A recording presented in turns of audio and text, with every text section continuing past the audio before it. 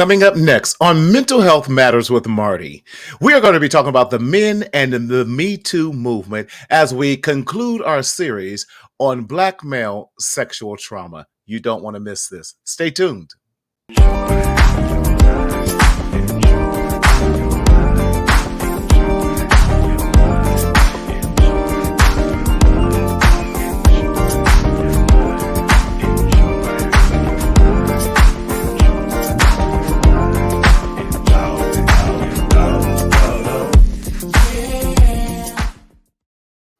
What's up, everybody? It's me, it's Martina Sellers, your mental health hygienist, coming to you always live and in living color in Southern California, where the sun is always shining. And let me tell you, we are under a heat advisory out here. Listen, not only does the sun always shine, but it never rains in Southern California. But y'all can send some rain this way because we are about at 100, 110 this week. And they're not talking about a break until after Labor Day. Y'all send Jesus out here and some water or something. That's why I got my water out here. And y'all, how you living? How you doing? What's up? We are so glad that you are joining us, and we are so excited. Let us know that you're out there listening, where you're listening from, all of our faithful. Yes. Joseph, where have you been, my brother? I thought you didn't love me anymore. Yes. Robert Marshall, the king himself, we bow down. Yes, how are you, my brother? Hope all is well. It was so good talking to you this morning. Hope everyone is doing so well. And I want to thank, again, Robert Marshall, who is joining us. He's out there. Definitely, we thank this brother here for kicking off our series as we're dealing with Black male sexual trauma. And if you have not seen that, please go check it out and make sure that you do it. Jeff, what's up, my brother? What's good? Listen, King, good to see you out there. Y'all just always show me some love, and I appreciate you always being on, and we hope that you are doing well out there. Let me remind you of what we do here on Mental Health Marty. Listen, Mental Health Marty is a psychoeducational service that we like to do. Why do I do this? Because I want to help stop the stinking thinking and the negative stigma as it pertains to Black men, as it pertains to our culture as Black people, a people of color, and what we do as regards to mental health. Tanya, you know what? I love you so much because you are so faithful. Much love. Because we have to change and change our stinking thinking and stop the negative thinking and thinking that mental health is only for those who have problems. There is a difference between mental illness and mental health. And we want to make sure that you are on the right track. At some time or another, we all suffer through some sort of mental health crises, but it doesn't mean that we necessarily have a mental health diagnosis. So we don't want you to be scared about that. But we are not, let me say that again, this show is intended not to be a substitute for you seeing your therapist. We are not a substitute from you seeing your counselor. We are not a substitute for you taking care of yourself and doing those medical things, whether it's physiological medicines with your doctor or your psychological medicine, definitely seeing your therapist, or your spiritual for seeing your priest. But we want to be a supplement. Say that again for those in the back row.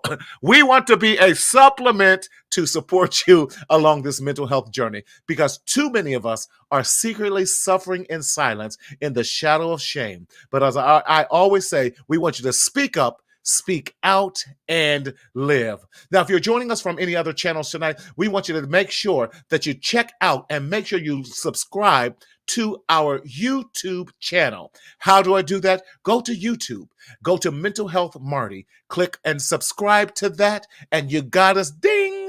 We're on a different platform tonight, so I'm going to be the sound vocals for all of that. Ding!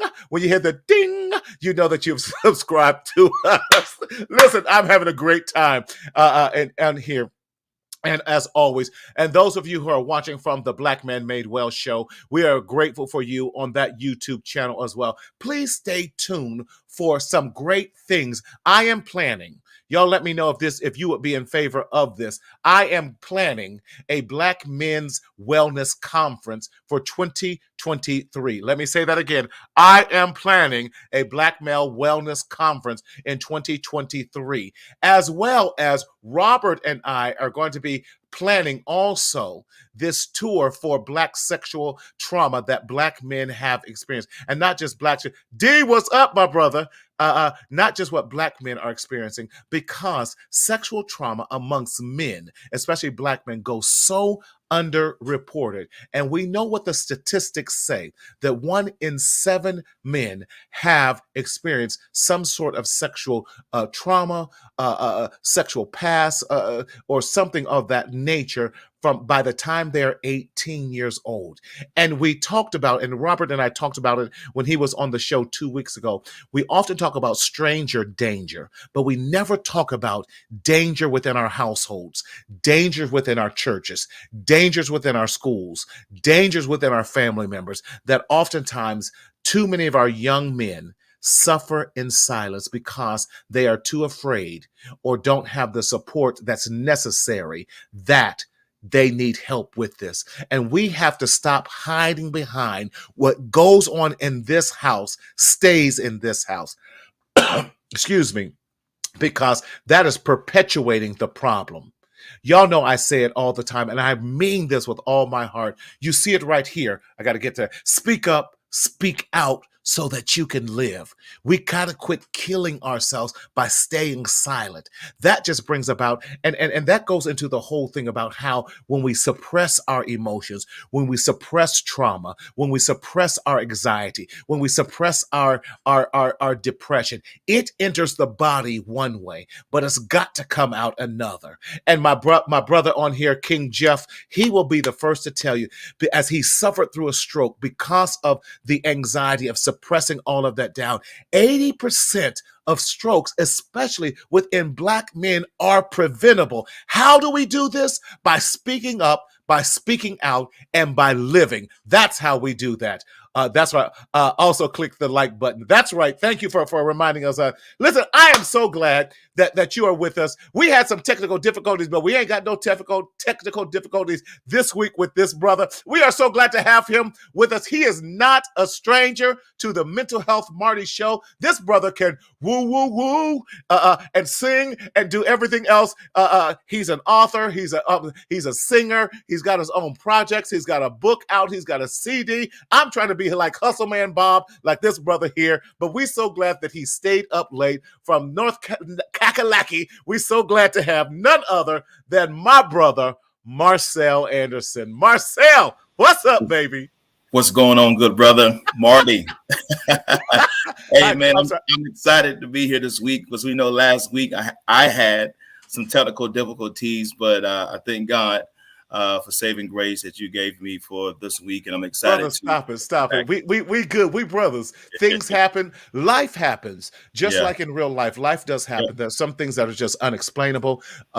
You can have all the right settings. You go, now I know this worked the last time, so what the heck is going on this time? But brother, I'm glad your schedule permitted for you to come back this week, and it's so good. Listen, you're looking good. What kind of water y'all drinking out there in North Carolina? Y'all drinking some spring living water? Because you're looking good, my brother. Just clear water, man. Just clear water. Just make sure it's clear. Ain't got no extra added into it.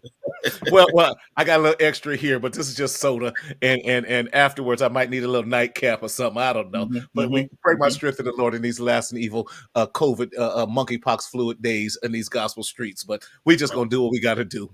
Yeah, man, talk to us for those who may not know who you are, because it's been about a year or so since you've been on the show. Please share with us what you do, who you are, and why you do what you do. Man, in a short overview, I'm Marcel Anderson, born and raised in Spartanburg, South Carolina. Currently live in Raleigh, North Carolina. Excited to again just to be an advocate for many major social issues. Such as the one that we'll discuss. Yes. But most of all, I'm just passionate vocalist who love to sing and to share his music Yes. from his heart and from his Yes. challenges and from the things that he experienced. I'm a coach. I'm an author. I'm a Come musician. on. Again, I'm a son of a mother who fought beyond her struggle, Yes. and I've again been able to carry on her legacy, and of course my father's legacy. But ultimately, my mother has been the backbone for our family, and I'm grateful to be able to still be alive and to still be able to share truth to power. Yes, that's right. That's right, man. It is so good to see you. Now. Let's. We've been dealing with this whole topic for the past. This is week number 3, Yeah. talking about black male and sexual trauma, because a lot of people don't believe that we as black men. Because I'm of this belief, y'all, that black men are only allowed to have 4 emotions, and that's it. 4 emotions. I believe that we are expected to be the angry black man. That's Hmm. that. Society expects us, and can we even say that too often our own people expect us to be the angry black man? And I say this all the time: anger is a secondary emotion. When I say that, what do you mean? That there's something else that is fueling that anger, and that all behavior is motivated by something. So the first thing I say we often are expected to be is the angry black man. The second thing I say that we're allowed to be is the over sexualized black man, because they expect us, and I believe this comes over from slavery times, for breeding purposes and breeding purposes only. And so now we become sexual objects in that regard. We are allowed to be the entertainer, whether it's entertainment in sports, because I think that's a entertainment world, or whether it's entertainment in singing and dancing. We're allowed to be entertainers, and because that's safe. And then the fourth one I always believe is that we're allowed to be the buffoon, Mm. the Yeah. one that's walked over. But we are not allowed to have emotions such as hurt. Mm-hmm. We Yeah. are not allowed to have emotions such as pain. And then definitely, because we are supposed to be the sexual predators, no one ever thinks that the black man is has been the perpetrator, or has been the cause of abuse, not the perpetrator rather, but been the victim when it Mm-hmm. comes to sexual abuse. Can you Mm-hmm. give us a highlight on a high level of your story and your journey and where you've come from? Yeah. Again, thank you, Marty, for having me on tonight. And this is such an imperative, essential topic to discuss, Yes. uh, Yes. not only in our society, but also in our homes and across the world, across the country. Mm-hmm. Mm-hmm. Discuss sexual violence against men and sexual trauma against men in particular. Men, too, should not be left out of this conversation. And in a short Yes. overview, I am a sexual assault survivor. I'm a survivor. Yes. I'm going to continue to say that I'm a survivor. That's right. Many years ago, over 8 years ago, I was Wow. held in a home invasion where I was caught off guard, left for death in that Mm-hmm. situation where I was My held God. gunpoint, Yeah. handcuffed, and blindfolded.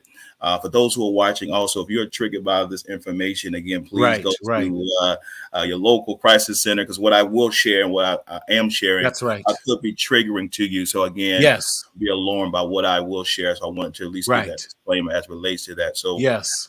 my story is real. It Mm-hmm. happened to me where, again, I was held gunpoint, blindfolded, Right. handcuffed for at least 2+ hours, Marty.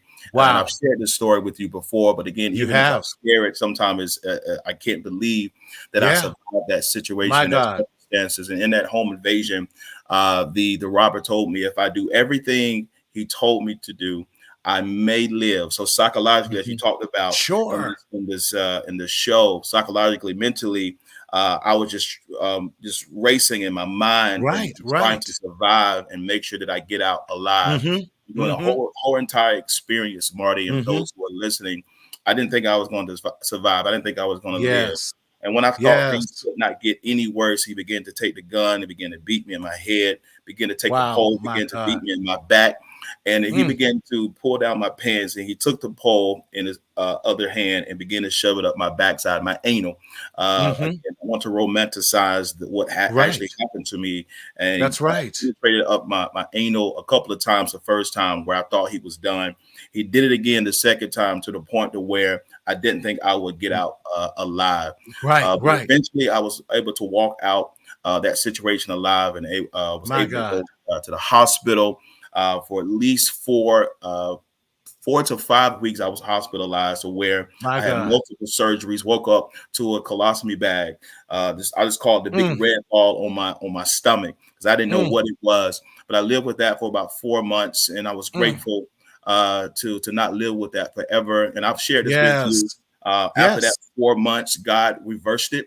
If Huh. He reversed it for me, He can reverse it for you. If Come on. Come on. you're watching on this line, I know I'm sharing Yes.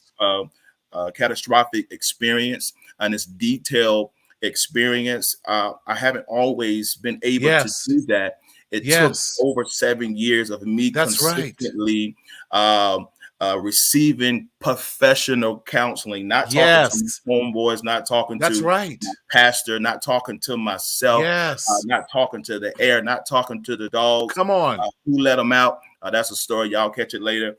But talking Yes. to a professional who can help me and navigate through my thoughts and the things that I wanted to do abnormally, but I didn't do, Yes. because they saved me. But I'm grateful not only for Yes. spiritual advisor, but also the professional counseling, which is very central after one who's gone through something very traumatic, such as myself and those who have come before me in the show series, to get the help that you need. Because again, it can be very challenging. You can be isolated and walk this journey alone, but you're not That's right.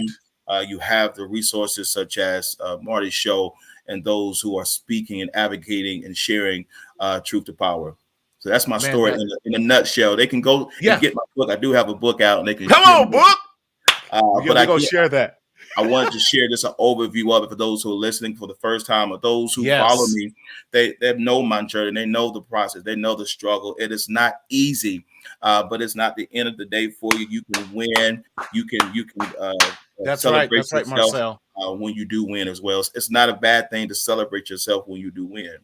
That's That's why right. you win. We have not been also given permission to celebrate our victories. Victories, yeah, Yes, yeah, yes. yeah. Come on, this is my family, my auntie out here. Listen, thank you for joining on here, Auntie Ev. She says real talk. That angry is fueled by past trauma. So happy that you are speaking about this. There are women, I love this, everywhere living with men who don't know how to talk about it or choose to live in shame. That's so true. How Yeah. did you? And then we're going to bring on Ron next. How did you get past? And I love that you said you got professional help. Because we like how you. I'm good. I'm good. No, you've had trauma. This is PTSD to the max. This is trauma and all that you had to go. How did you get past? And I'll say it this way: the shame, because there can be shame, because it has nothing that sometimes men hold on to. Because it then plays with our own psyche that I did not defend, or I'm supposed to fight, and all that. When you said, "Listen, I'm just trying to live," you said something that was powerful to me. You went into survival mode. Yeah. Talk to me about that. Yeah, I mean, I had to connect back to my faith. Again, I was Come brought up on, Jesus. in a Yes. faith-based community, and every Yes. survivor don't have this to lean on, right? Right. So I'm only Right. speaking from my That's personal right. That's why experience you're here. to talk about the importance of my faith and the things that I did not see. Because again, faith is the substance of things hoped for, Come and on the and preach evidence of to us. things not seen. In that moment, I did not see my faith coming to fruition. Right. Right. I Right. was leaning on the possibilities of the air saving me. Woo. Whatever I could feel that was waving, in that atmosphere during that time, that would save me. Woo. Because the reality is, I didn't know if I was going to get out of it. And I told God at that time, I said, "Man, if you just get me out of here, man, I'll serve you." And I still do serve God. But it Yes. is challenging. It is a struggle. It is a process. And of course, Mm-hmm. to get over the shame is to know that I'm built. I'm a child of the Most High, right? Come So I on, had to talk find to out us. who I am. That's Not right. only in God, but I had to find out who I am in my own self, right? Greater is he that's in me than he that's in the Ooh. world. You're So I had to talking, realize that I came Marcel. from something greater than myself. So I had to get back to my Yes. original self, what it Yes. was, who he created me to Come be, right? I on. had to get back to that spiritual being, and I had to speak Yes. to that thing every single day. And I said, I am not that. I wasn't born, I wasn't created in that. So I had to Come begin on. to speak and affirm my own Talk self, to yourself. as well as Yes. let someone else affirm me. So I had to begin to encourage. Was it speak over yourself? Yes. Come on and sing to Encourage us too. yourself in the Lord. So I had Yes. to find strategic things and ways to be able to Yes, sir. exercise my faith, right? We exercise our bodies, of course, go to the gym and work Yeah, out. yeah, I had yeah. to exercise my faith and speak, Yes. truth to power. I had to do certain things that I normally didn't do consistently because the Come on. important piece, and I'm not trying to take all the time, but staying consistent will give you consistent results. Oftentimes, we are eliminated by the process because we don't stay consistent in the very thing that That's God it. gave That's us. it. So Yeah, I believe staying listen. consistent in what that is. When your emotions fail, stay consistent Yeah, because that's what drives. When your feelings fail, be yeah. consistent. When your hope seems to fail, say, you're gonna make me preach and come in here. We ain't preaching. This ain't Sunday, but you're gonna make us tune up. But while you've already started the fire and got the fire hot, let's come on. We got to bring on our next guest with us because Yeah. y'all about to kill me up in here. Y'all don't know what you're gonna always get on here. Listen, if you ain't been to church, and we got midweek service happening right here with these brothers. Listen, Ron in the back talking about preach, sir. But we so glad to have this young bishop in the making. Yeah. Listen, the prophet himself, none other. This is his first time on the show, y'all. But I'm here to tell you, this ain't this young brother's last time on this show either. It is none other, and we are so I was gonna say peacock proud, as we say in the church. Y'all don't got me saying churchy sayings and everything too up in here. But so glad that this brother is joining us on tonight. None other than my brother, Ron McCray. What's up, man? Marty, how are you, brother? How's it going, Marcel? Good to see you guys. Look, good to see you. Marcel already he done warmed up. I feel like we on Good Friday service, and you know how you got to say and before the next preachers come on here. Yes. Man, how are you? I am doing well. It is after 10 p.m. on the East Coast, so I'm doing my best to keep this brain going. You're all But right, man. I appreciate you. For our viewers who don't know who you are, share with us where you're calling in today from, and a little bit about who this amazing person. And this is our first time meeting in person virtually, but I've been following this young man and his journey on IG and everything. And anyone who's connected to none other than Robert Marshall Jr., I got to be like align myself because he only hang out with great folks. So I'm like, if you are hanging out with him, I got to know who you are. So talk to us. Who's Ron? How are you, brother? Yes. I am great, and thank you so much again for the opportunity to be a guest tonight. So I am Ron or Ronald McCray. I am a father. I'm a husband. I am a man of character, a man of compassion. I'm a man of faith. I am Yes. also a professional photographer. I am a minister of the gospel. I Come am on. a gospel singer, songwriter, worship leader. I'm a lot of things built into one. Yes. Two-time author.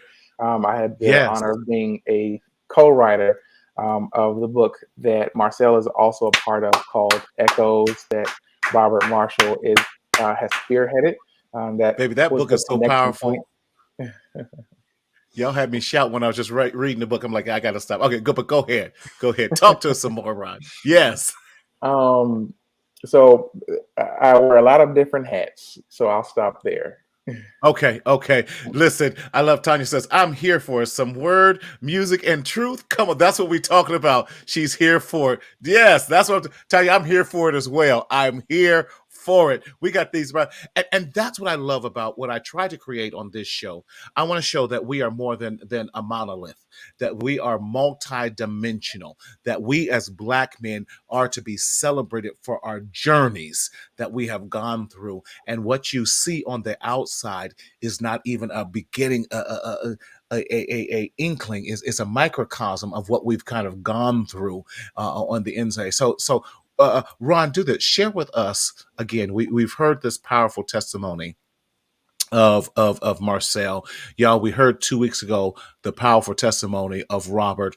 Talk to us, Ron, about your contribution to this amazing book, Echoes, that you have been a part of, and in this amazing journey with Robert.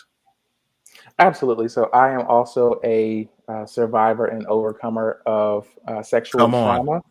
I have experienced sexual trauma, be it rape, sexual assault, be it verbal, more times than I can count.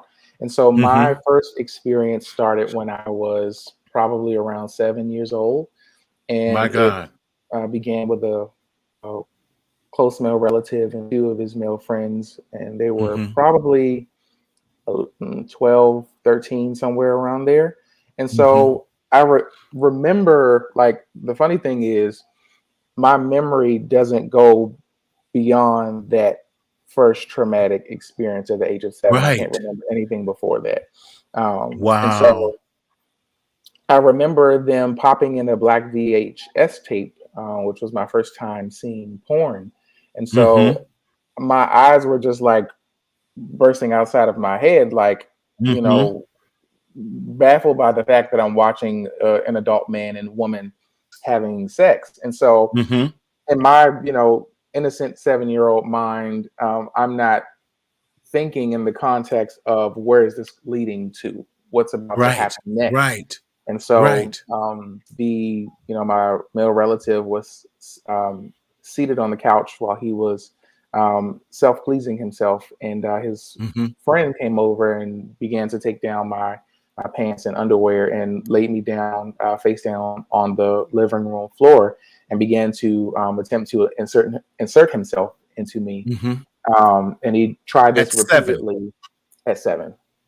Yeah. And like, I even remember like his body odor, like his scent. It's like in my psyche, like I remember when I was writing my contribution for Echoes, there were certain memories that came back to me. Like even at 7 years old, my body responded physically to what was happening. And mind you, I'm a 7-year-old. I have no concept of sex, but my body is doing what it was designed to do.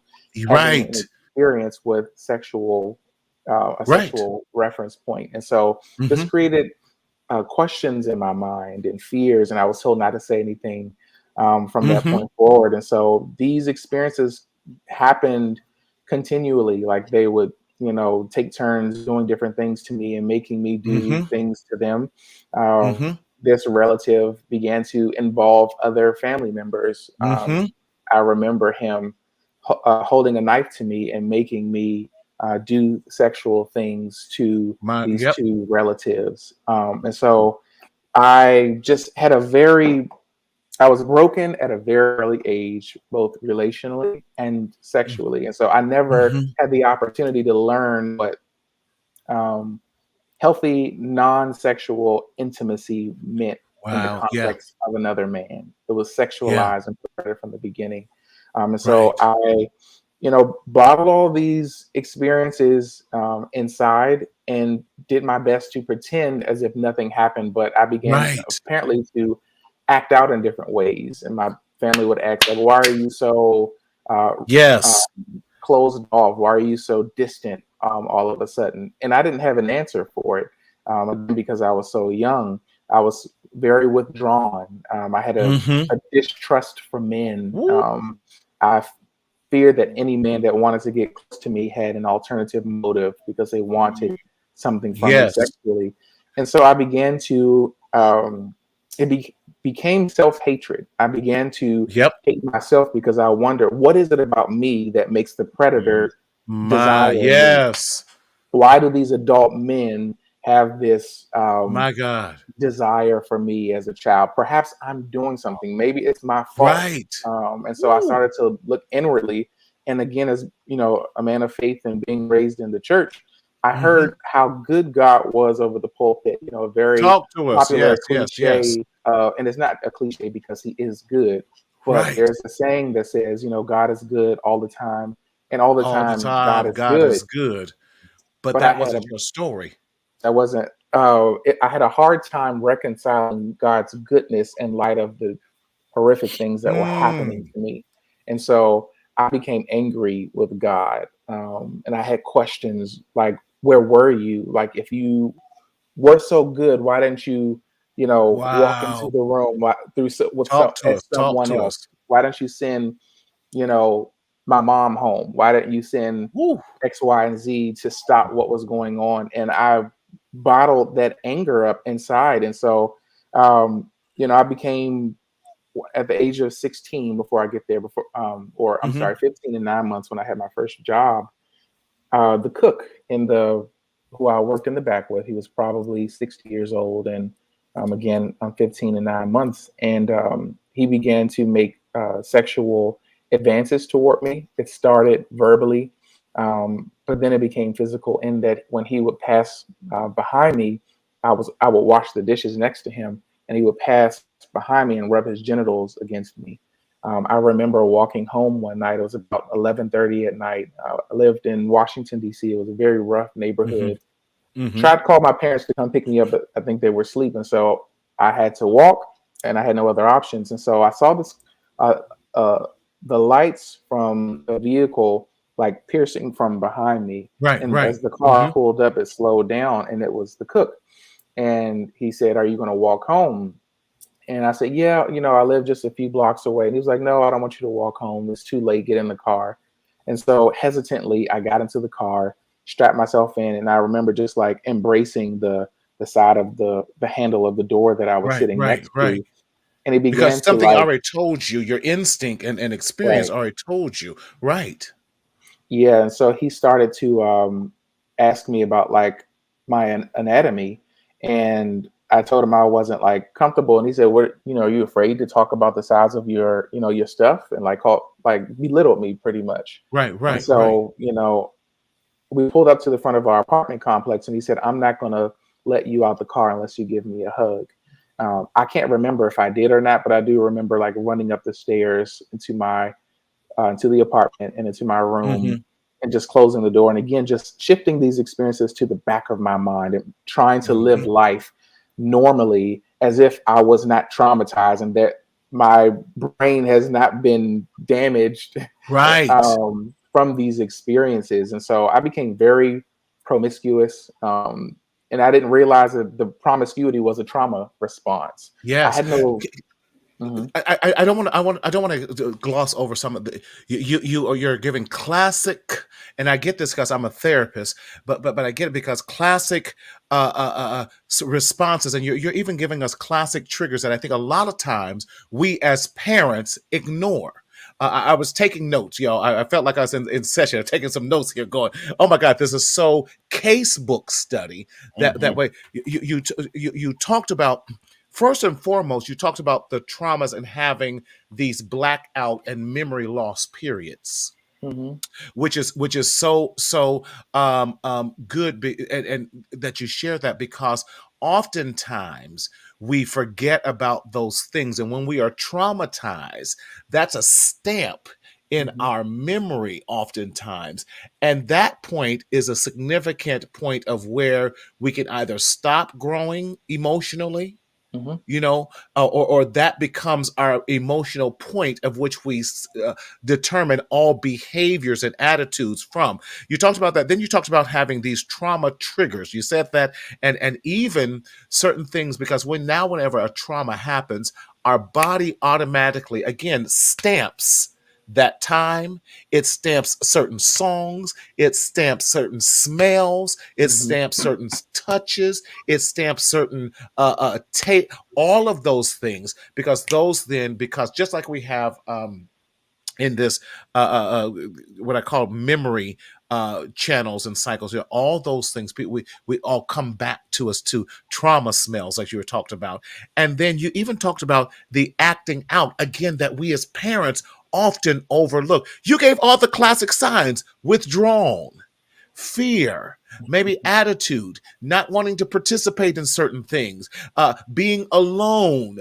That was not, and I can tell that wasn't normal to your behavior of who you are and were. And so now we as parents, this, y'all, you got to hear this. We have to pay attention when the character and behavior of our children takes a certain swing in the opposite directions. They are telling us by their behaviors in words that maybe the words can't say, but their body language and their behaviors are saying, help, I'm in trouble. And parents, and y'all share this video because it's so true.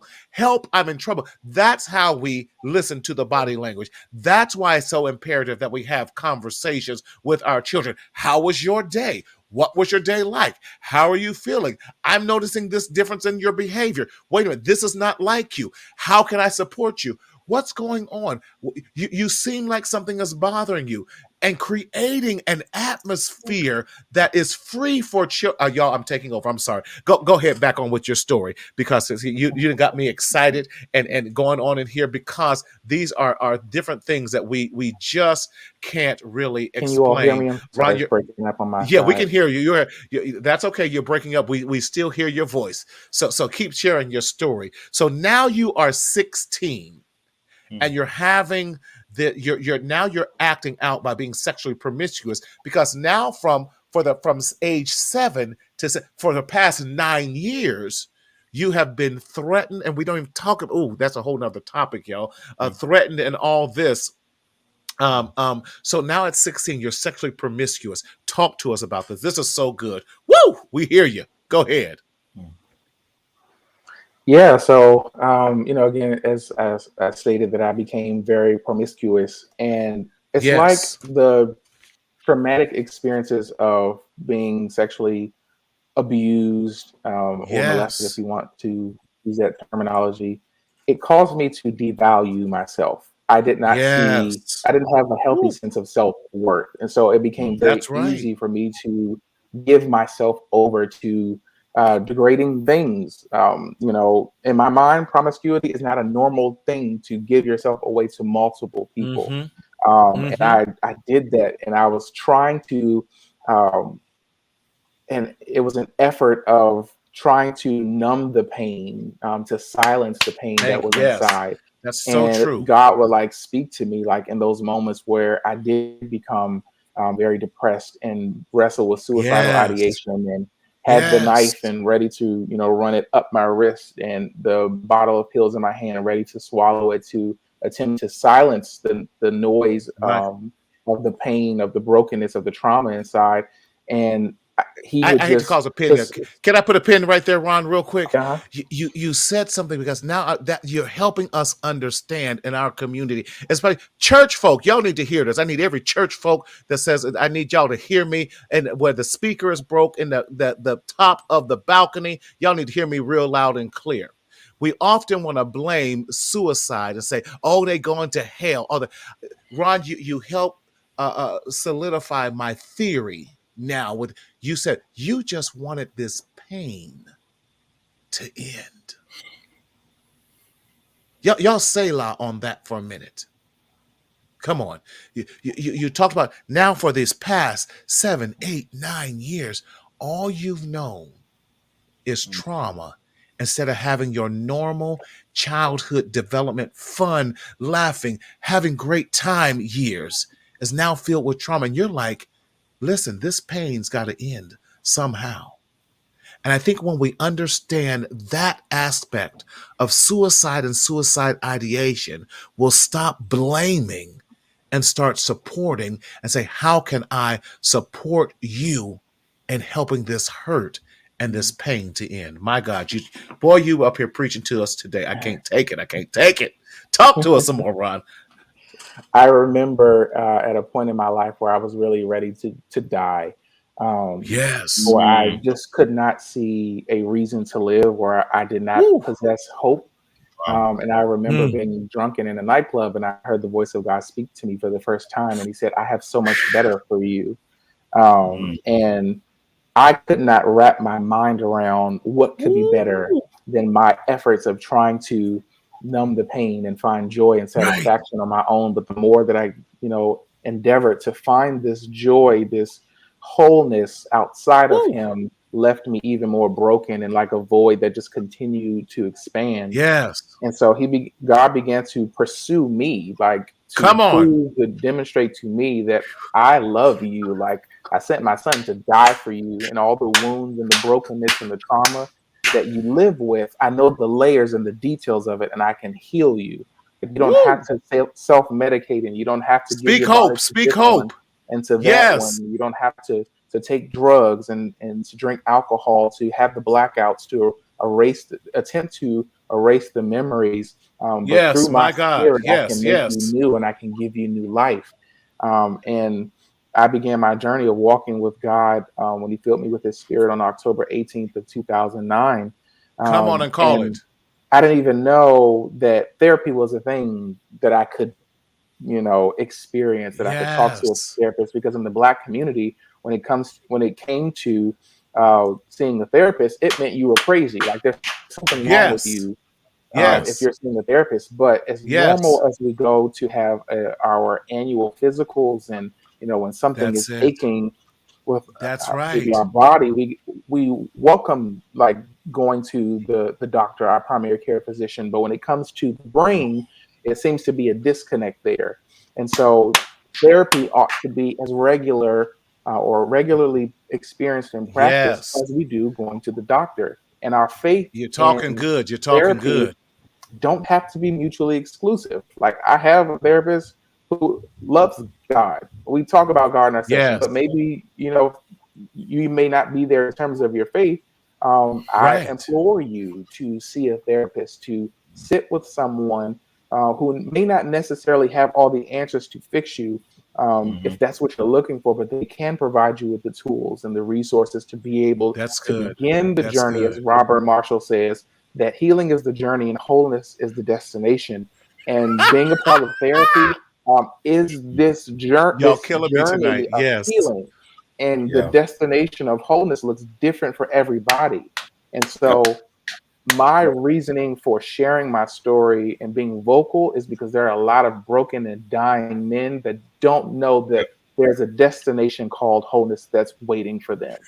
And that if I, through my life, can show them that God can take the broken pieces of your life and make a masterpiece out of it and inspire hope, I absolutely will.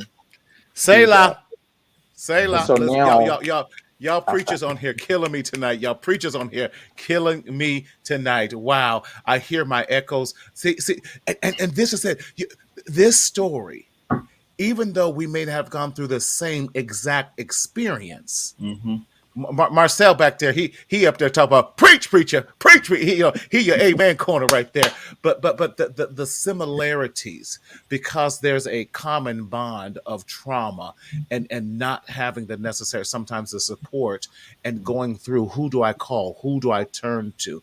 And you're absolutely right. That's why I created this show, because I want to create a safe space. Talk to us, Marcel, for Black men to be able to share their stories without judgment and say it's okay that you're not okay. And it doesn't mean that I'm crazy. It means I need help along. Am I my brother's keeper? I need help along the way. I need support along the way. Until I can encourage myself, I need some encouragement from my brothers to say, brother, you're going to make it. Yeah. Experiencing a challenge is not the end of the day for you. I know psychoanalyst Eric Erickson, he says this. He said, when you experience a challenge or a catastrophe or a hardship, it's not the end of the day for you, but it can become a turning point for your life. But he said, this is the caveat. He said, how you respond to your situation can either dictate or determine your final destination. So it's all, it can be a part of our response and how we end up becoming in the end zone, at the end result. So Mm-hmm. as you continue to go through this process, if you're watching, you're listening, you're a male survivor, just know that you're not by yourself. And of course, Yes. it can be difficult, but just watch how you respond to your situation, because it will can Yeah. determine or dictate where you end up in life. Yeah, I love that. I do. I do. Ron, talk to. How do we encourage other men who still have not shared their stories, or as I say, are still suffering in silence in the shadow of shame, who are put because we know how to mask, we know how to Mhm. code switch, we know how to I'm good, hey, I'm fine, and Yep. inside just dying, and like you said, wanting to take some pills or okay, because Dr. Rita Walker says it this way out of University of Houston.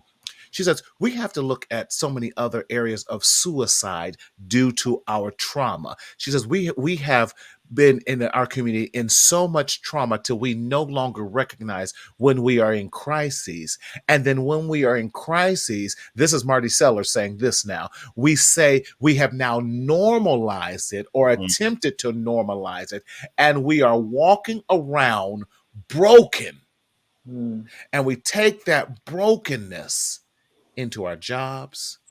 We take the brokenness into our relationships. We take the brokenness into our churches. Because I'm going to say it this way, I believe the church is the only place where the black man cannot be authentically himself. That's a whole nother Mm. series that we'll talk about that we don't even have time to go in here today. That's why there's a shortage and absence of black men in the black church today. Okay, another topic. But how do you, Ron? Y'all got me so excited. How do we talk to that black man who is still not yet shared his story? Daryl put Ron on the full camera by himself and look into that, Ron, and share with us and pour out. What do you tell and how do you encourage that black man who is still yet not shared his story? Mm. I think one major thing that is needed for the man who has experienced Uh-huh. disclose the details of that, to talk to the little boy inside, the broken little boy That's inside the it. man, That's and it. affirm that, like, speak to that little boy and Yes. say it was never your fault.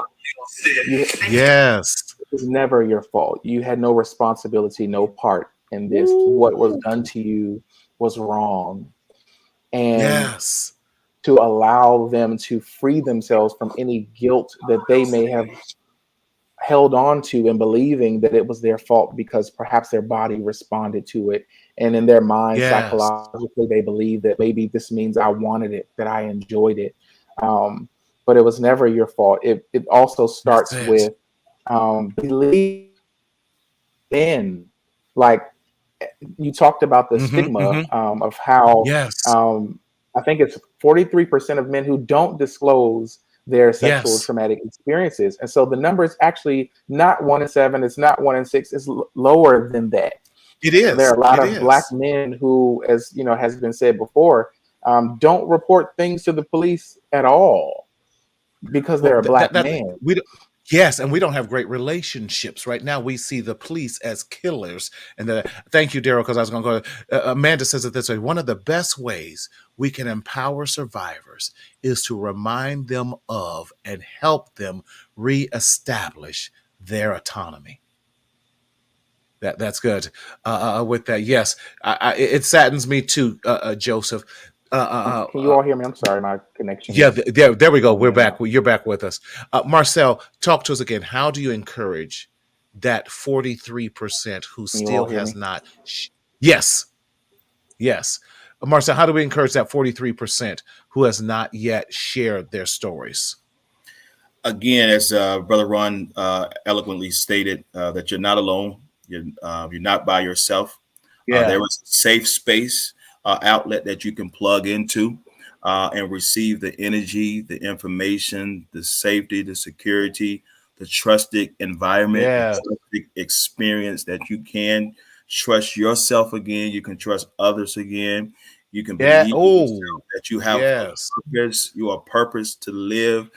You were created and designed to share who you are, not only with yourself again, but with the world again, and that you have something to offer yourself again, but also you have something to offer other people, and know that you will win. I keep talking about winning because, again, we have to continue to celebrate even the smallest Yes. things, the smallest steps. Yes. It takes time to get to where Yes. you want to be. So take the necessary steps to believe that you can get to that end result, but it's going to take time. But just believe, even in that small, tiny step, celebrate that before you move to the end. I love that. I love that. Learn to celebrate ourselves and celebrate this vast richness of Mhm. who we are, Yeah. and that we are definitely more than that traumatic experience, Yeah. because it becomes such a defining moment in our lives that oftentimes we only look through that lens and think that everyone else is judging us. That's so important that we. I love, Ron, what you said. Going back to that 7-year old and holding his hand and say, "You are Hmm. not to blame. Hmm. It was not and is not your fault. Some very perverted and very bad people and harmful people took advantage of your innocence for their own self pleasure, and they were wrong." And that's so important that we have that self talk and then getting ourselves connected as quickly as possible to someone who can help us, a professional who can help us, so that you can hold your head up high. Okay, go. That's it. I know you say mental health matters, but I want to encourage someone who's listening. Your voice matters. Your life Yes, matters. Your being matters. You matter. Understand yes. you matter and be a part of the mattering experience. So, again, I just wanted to share that. Who's watching? That's so good. Okay. You both have these books now.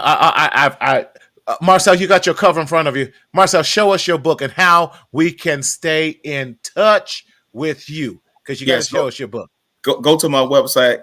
I'm showing you in spirit. If you go to my website, www.marcelanderson.com, and you can see again the drop down tabs where you can purchase my books and my CD that comes along with my book called "Still Living: A Victimized Yes, Journey." I am purpose to live. You still have purpose after the traumatic that's experience you're right. going through.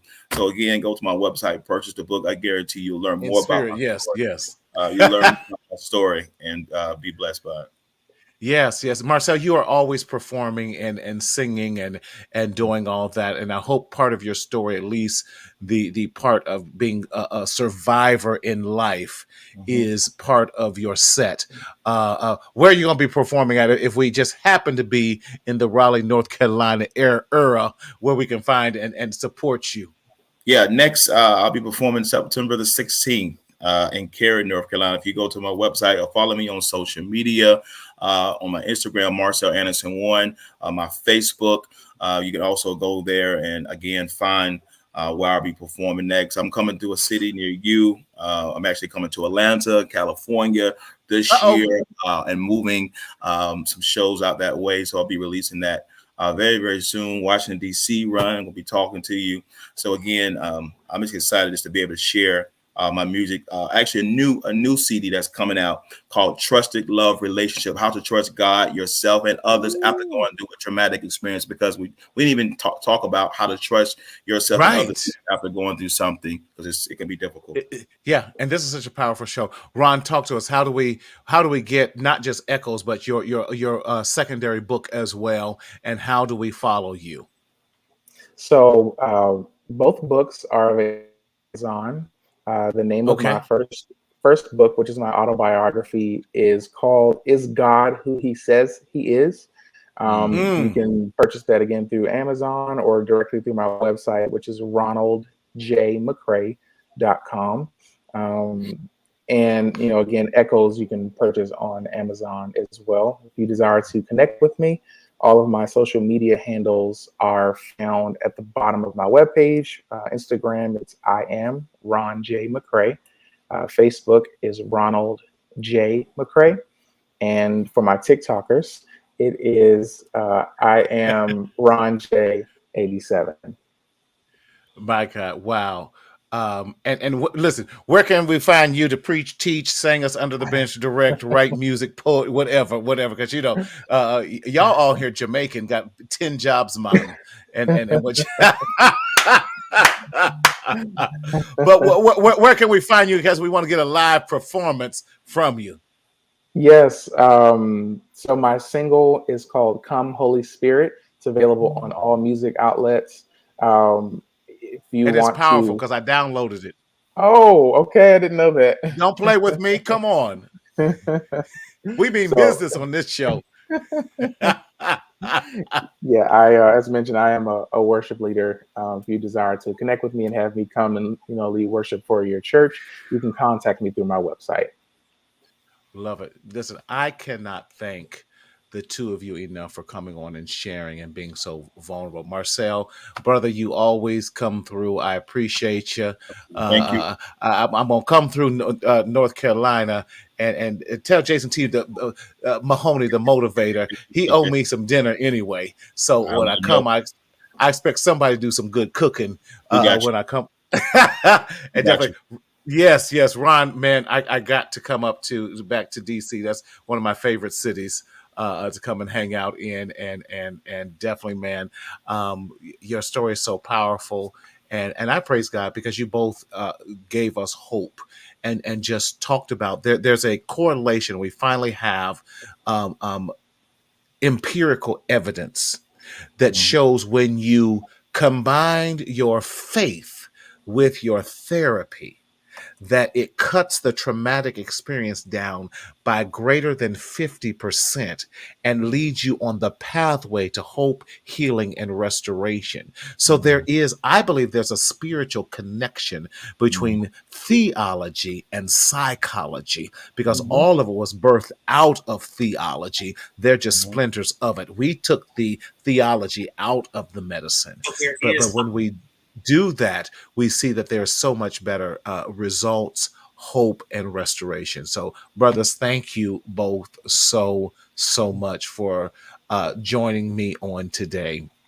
And I so appreciate you both. And guys, listen, we want to just definitely remind you, listen, we never want to leave you without any type of hope. Daryl went a different platform, so you got to guide me along today. But we want you to know there are resources that you can get if you are suffering any type of mental health crises along the way. Okay, thank you. If anything, there is a wonderful new mental health number 988. Am I correct, Daryl? Yes, 988. You can dial from any phone.